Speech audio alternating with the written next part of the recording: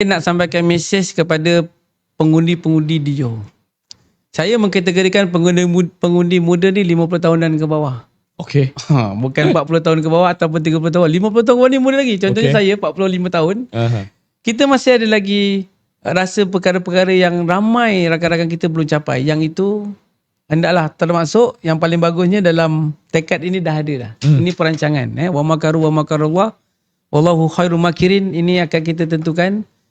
Tetapi sepanjang On Hafiz Ghazi menjadi Menteri Besar, dia dah menunjukkan kesungguhan dan prestasi. Ya. Saya rasa tak salah kalau orang Johor, bangsa Johor beri peluang sekali lagi untuk dia meneruskan gagasan-gagasan, aspirasi-aspirasi yang dia tadi gariskan. Itu yang pertama. Yang keduanya, kepada bangsa Johor yang bakal mengundi, saya sebutkan tadi, ada satu orang sentiasa mulakan manifesto dan dia konon-kononnya cuba menunaikan manifesto dan dia tak kisah apa manifesto tidak berjaya. Itulah PAS.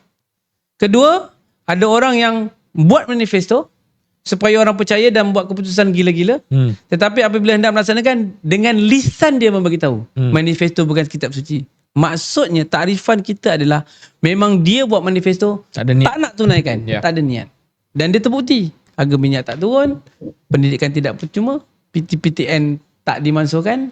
Dan ini sebenarnya very straightforward. Bangsa Johor hantarkan signal yang betul kepada orang yang cakap tidak laksanakan. Orang yang berjanji melalui manifesto memang sengaja tak nak tunaikan. Inilah Pakatan Harapan. Jadi pilihlah satu, namanya Barisan Nasional.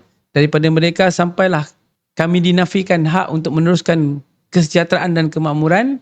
Barisan Nasional namanya. Yang bila dia mengenengahkan manifesto, itu adalah aku janji.